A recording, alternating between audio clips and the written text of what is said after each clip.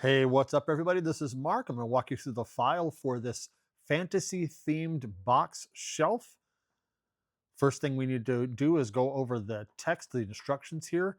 I'll also mention that there are two different sets of files here, one made for 1/4 inch or 0.25 inch thick material, and the other one made for 1/8 inch or 0.125 inch material.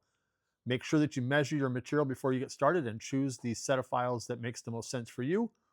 You may very well need to do some slot editing if your material is not that same thickness. So make sure you check that out and watch the rest of this video and check out any more support documents before you start.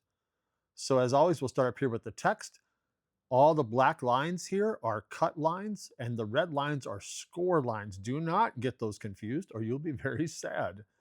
In this particular one, the slots and the tab sizes are for 0.25 or 1/4 inch material. Before I go any further, I just want to point out a few things. There are several different slots and tabs in here. So if you need to edit these slots for your material, make sure you get them all. So you've got these here that are fairly obvious, these rectangles, and the smaller ones here, you need to edit those as well. Make sure you edit the right dimension of these, the 1/4 inch direction. And you also will need to edit potentially the length of these tabs because like this tab right here is 1/4 of an inch long. And if your material is significantly different than that, you have to edit the length of those too. Also, I want to point out to you these sets of slots right here that are touching each other, they are integral to part of this design. So when you're editing these, make sure that this center line right here remains the same and you're just pulling these in or out away from that center line. It needs to remain lined up there. Same here, because these stack on top of each other. So make sure you get that right if you decide to edit this for material thickness. All right. Up here real quick, this is a 1-inch square. Don't cut it. That's just for reference to make sure that everything here is the right size.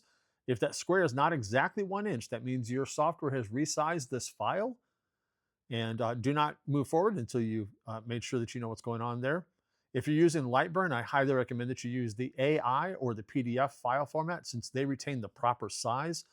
An SVG can, depending on how it was made, change in a program like Lightburn. So it's just easier to use the AI or the PDF. All right, enough of that.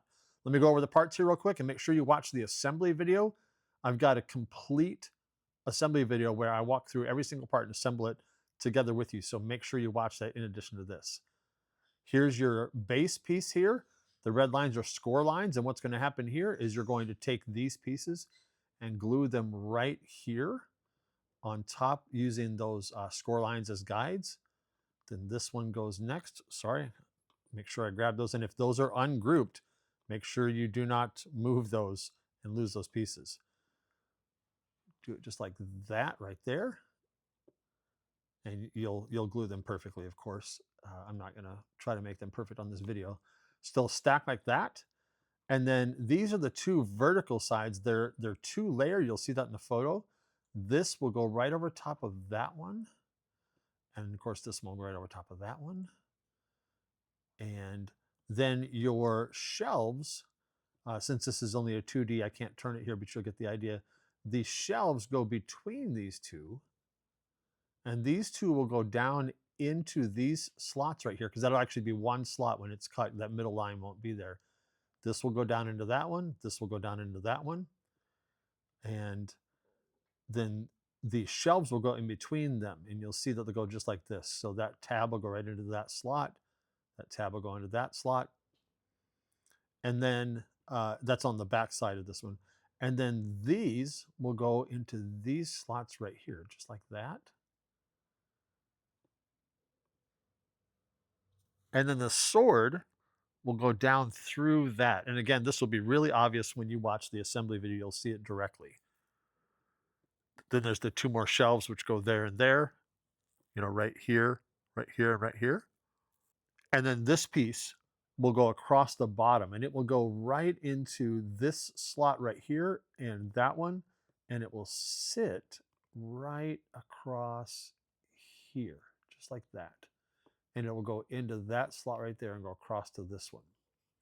And that's all the parts there. Then these, of course, are the bumpers that go at the back of the shelves like that so that your box doesn't push off the back side of it.